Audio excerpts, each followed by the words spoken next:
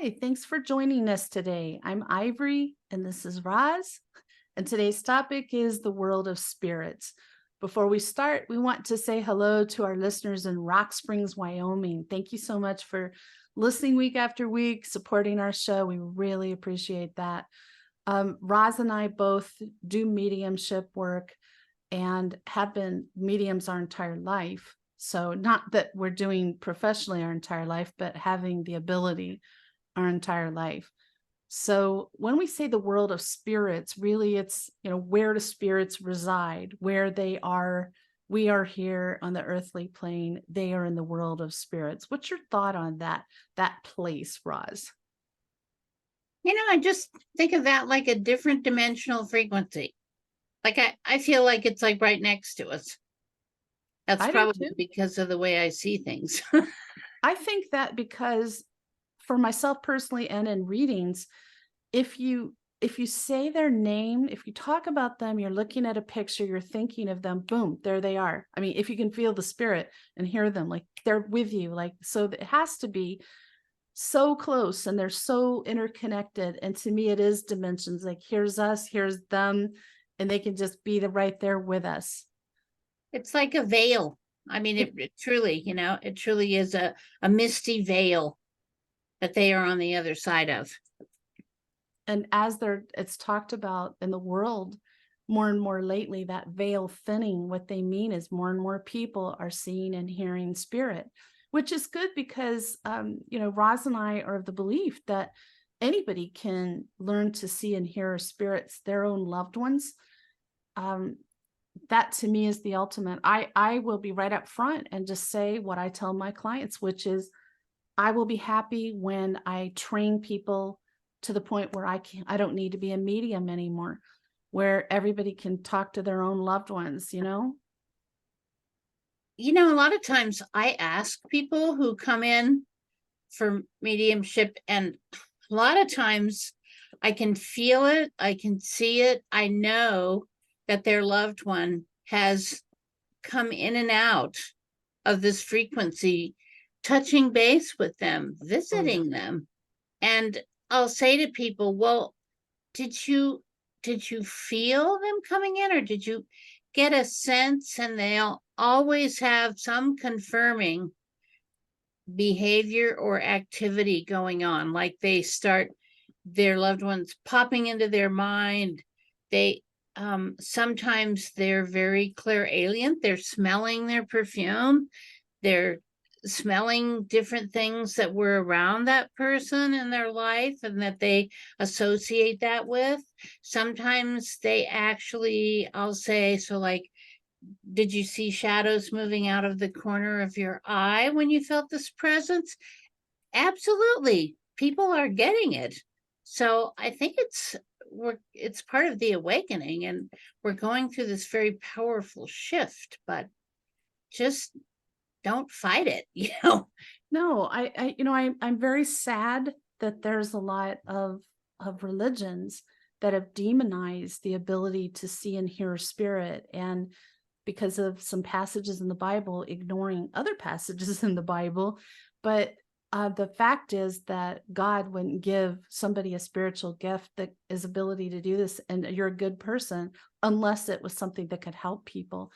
But I just want to say that in my readings, more and more, it's been very interesting that spirit will frequently show me a symbol when we're talking about what you just said. Like, I get that they've been talking to you, they've been trying to get your attention, they're doing this, and then they'll show me a symbol, and it's usually either a recorder, which means EVP session, or I'll see a pen and paper and it's automatic writing. And it's spirits telling me what method of afterlife communication this person would have the most success with. And it's very interesting. It's like you wouldn't think spirit would talk about that, but that just tells you how much spirit wants to talk directly to their loved ones, which makes all the sense in the world. Can you imagine here in the human existence if we always had to go through some third party to talk to the people we love? No, you can't talk directly. No, I no. can't, yeah, I can't even imagine. No. Oh, And don't so call it's that just big. to me it's not natural, and I know you feel the same way, Roz. Like we just assume like everybody be able to talk to their own loved ones, but let's talk about some of the things. You can't do this work um for years regularly and not have some pretty profound experiences with spirit talking about their life on the other side, or showing you what it's like on the other side. What stands out to you, Roz, about what you have experienced? Well, interestingly, I had an experience about 3 years ago where I have a friend that I grew up with, and my mother and her mother were best friends. And they were best friends from the time they were children. So she and I have literally known each other from the day I was born, just about. And we got together for the holidays of about 3 years ago. And while we were hanging out together, just laughing and talking, all of a sudden there was a picture, just a small little picture that just plopped itself out on the floor. She didn't even know where that picture was because we were at her house. It just landed out on the floor facing up of her mother and my mother together when they were Wow. really young. And I was like, okay, we can't miss that. We're definitely getting the wake up call. Hello, we're here with you. A very influential person in my life was my maternal grandmother. Hi, Grandma Gil. And she comes to me a lot. And when I talk about her for years, when I talk about her to other people, something would fall. And I think I've mentioned this to you, Roz. Like Yes. there was some things stacked on top of a shelf in my bedroom closet, and it was aimed towards the back. So you would have to have an earthquake of a significant size to make this happen. But as I'm talking about her, the books fell on the floor. And I thought, okay, was that grandma? And I felt her energy. It's happened numerous times where things that have never fallen, nothing's shifting, nothing's near them, suddenly crash to the floor when I'm talking about her. So she just, and she also, that grandma was an Avon lady in Alabama for 45 years. She raised 4 daughters by herself selling Avon. So when I visited her in the summer, I would ride with her on her route. And in Alabama at that time, it was sometimes driving through fields of cotton or corn, miles and miles and miles to this farmhouse where there were chickens in the house. And they would buy so much Avon. And so when my grandma comes in, I smell the smell, and it may sound bad to you, but it's really a good smell to me. Her whole house was filled with Avon. So when she comes through, I smell that mix of all the Avon scents, which is pleasant to me because instantly I'm transported back to her house in Odenville, Alabama. Loved spending my summers there. And It's I know it's comforting. her because I can't wear perfume. It's comforting, It is. you It know? absolutely is. And you know how common it is for people to come through and have a scent come with them. Yes. It's, it's fascinating because when I first started experiencing that, I was probably, noticeably, like when I first started to really get it, I was probably in my 40s. And I started noticing that when I would be working with clients, I would start getting all of these different scents. And I had never really connected that in my head before. I started thinking, this is coming across, this is coming over from the other side. And it's funny because when I talk to people about it, a lot of times that's how they know that their loved one has come in before they actually get the real, connective knowing and clairvoyance and all that. So it's really Absolutely. interesting. And it's interesting because I know we've talked about it on the show, how on the other side we are beings of light. And yet so often when spirit is showing me their vision of themselves on the other side, they are human form. And they will often show me, not necessarily, actually not very often, the age they were when they passed, but more the age they were when they were the happiest and the Yeah. healthiest, When they were young. vibrant and strong. And they'll show me things like nature things. Like sometimes they're in a cabin in with a mountain behind them and there's trees around. Sometimes they're fishing in this beautiful river. I've seen spirit walking with dogs and playing with dogs, and lots of spirits doing gardening or sitting around a table, like on the other side, getting ready to have a big family meal. Now, I have to admit, this came up recently in a reading where somebody asked me, I realized, here we go. Hi. So I just want to say, I had a little mic issue there. If you see that glitch, that's what happened there. My computer is just randomly switching to a microphone that doesn't sound so good. But when the person said, what were they eating? I had the sudden realization I'd never seen spirit actually eating anything. They're just sitting at a table around a dining table, and you can feel that it's like a family gathering. And sometimes there's food on the table, like a turkey dinner, all the trimmings, but I never see them eat. So I'm not 100% sure that they actually eat on the other side, but why would they if they're beings of light?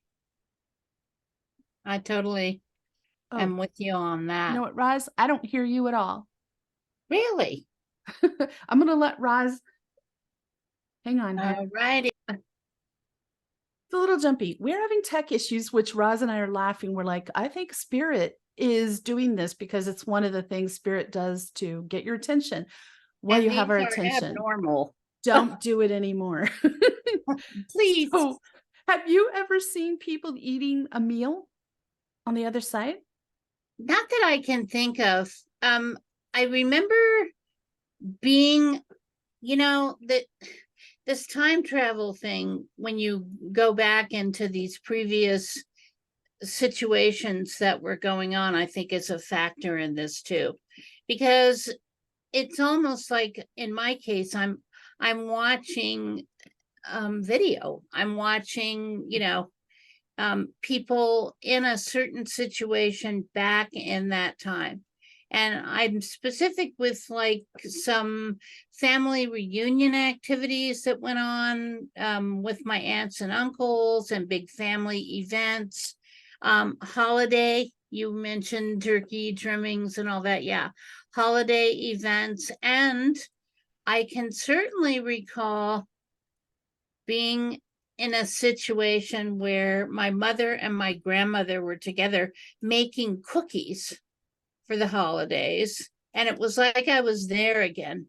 Mm-hmm. And I was like the little fly on the wall waiting for the cookies. That's brings up a really good point. Like there's most of the time I can tell whether spirit's showing me something that's a memory from the past or showing me something that's happening on the other side or did happen on the other side.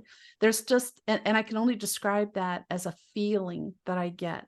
Mm-hmm. And so, yeah, sometimes they are showing past memories, but what's really interesting, people will often ask is my mom and dad together on the other side? And usually when they ask that, I don't allow more than one spirit to come in at the same time because I think it muddies the water, and it exhausts me. But I will see a hand sneak in and then they'll hold hands, which is like a symbol. Oh, yep, they're together. They're just showing me they're together and then they leave, being respectful because I said I'm only allowing this spirit in. So yeah, you're definitely, with your loved ones on the other side, your friends, and let's talk about pets. I see pets a lot in readings, and I bet you do, Roz, because you're A such a lot. little person. Or it's really funny. A lot of times I'll be working with someone and I'll say, okay, so you must have had a dog or you must have had a cat because I'm hearing a lot of noise, a lot of barking, a lot of meowing, whatever's going on. So they want to talk to you and let's see what they want to say. And they just usually want to be acknowledged that, hey, we're here, you know. We miss you. We're here. Which is a good point, that our pets go to the same place we go. We all go to the same place.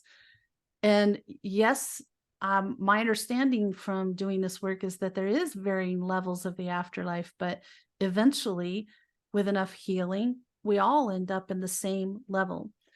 And so I've had people ask me, does that include bad people? Well, that's a judgment, and we don't know what lesson they were here to learn. I'm sure through whatever they did, they learned some extremely deep, powerful lessons. And so, they had to face the consequences of their actions, like to see how it affected people and feel it from their point of view. But eventually, if they come to an understanding of where they went wrong and the choices they could have made, the options they had, and really truly feeling like, I guess, regrets about what they did, then they can progress to a higher level. So it's very interesting. Like, the only thing I can really say to kind of encompass all of this is it's very clear that life goes on. And I do agree that on the other side, it feels more real than what we consider life here. I have had in my life a lot of different times when spirits approached me where they could not leave this frequency. Yeah. Because for some reason they're still here. Their spirit is kind of like stuck here. And sometimes that is regret. The emotion of regret and the emotion of having to deal with things that they feel they didn't do properly or they didn't do correctly, or, and they have to go through that process where those lessons never went through when they were in a physical presence. So they still have to get it. And a lot of times, it's acknowledged that there are people that come back through reincarnation, and we actually have a lot of documentation on this now, where children are re-entering, and they clearly remember their previous life. Some of them have very specific names, dates, times. They remember the people that were around them. That is you coming, the spirit re-entering to get the opportunity to get a redo. So I think there's a lot to be said for this. I think people have a really hard time processing that. There's a fair amount of it out now on the internet, where you can actually read about these kids that are reborn and the amazing memories that they have and how their parents are trying to help them. That's one of my favorite things to watch videos or shows about. And the journey for me started with first my daughter getting mad because I made her clean up her room when she was 5 and stamping her foot. When I was your mother, I was much nicer to you. Oh, really? And then her father, who, when he was 3, had told his mother, when I was Louis the 14th, nobody told me what to do. And I always thought that explains so much about him. He's not with us anymore, but he would laugh at that himself. He's done a lot of growth on the other side. But one thing I wanted to talk about, I think I did talk about this on one earlier episode a long time ago, talking about the afterlife, is there was a lady who came to see me in my first year of doing professional mediumship, really sweet, elderly lady, probably in her upper 80s. And she really was just tearful and needed to hear from her husband. I didn't know he had just passed, and days before, he really could not come through. He tried so hard, and I didn't know then I could ask angels to lend energy to him and come through with him, and then it always helps. But The only thing he could do, and I consider it one of the best gifts of my life, is it's like he took my face and turned it, and then all of a sudden, blink, I'm in the afterlife. And I'm looking around and I'm getting chills. I feel a spirit coming in. I'm getting chills thinking about it. I was in a nature setting and everything was similar to Earth, beautiful nature setting with rolling hills and trees and clouds and flowers and grass, but everything was odd, vivid colors, like neon odd colors, like, like a bright yellow tree and turquoise sky and hot pink grass, but it was really, really beautiful. And there were these little white things floating through the air that were not cottonwood. We live here in this cottonwood area. Cottonwood flies through the air a good part of the year now, but it wasn't that. And I could hear angels singing. It sounded like thousands of angels singing in harmonies that were so beautiful, it made me cry. So all of a sudden, boom, I'm back in my office with this lady and I've got tears running down my face. And she said, "What happened?" And I told her, and she started crying. And she said, that's such a gift, because she was facing death herself and was very afraid to die. And her husband knew that. And so he showed her, what you can expect on the other side. Because I told her it felt like the one thing that really stuck with me very vividly is it felt like I was breathing love. That's the best way I can describe it, like breathing love. So do you have one last thing you want to say on this topic today, Roz? Just that I think that the more we release our mind and the more we allow ourselves to not have rules and regulations that are made in this space and time by scientists and other people, but we allow ourselves to actually experience and investigate these things with a very open mind, it's quite amazing. If spirit that you love is reaching out to you, that can only be a gift from God. That's my thing. God wouldn't allow that to happen if he didn't think that was good. Your angels wouldn't allow that to happen either if they didn't think that was in your best and highest good. We're going to be continuing this conversation over on our Patreon page, which is Sedona Soul Sisters, and you can get a free 7-day trial. We're going to be talking about answering some of the frequent questions about the spirit world. And tune in next Friday too. Our topic is Incubus and Succubus. So we had a request for that. I don't think we've ever talked about that, have we, Roz? I don't think so.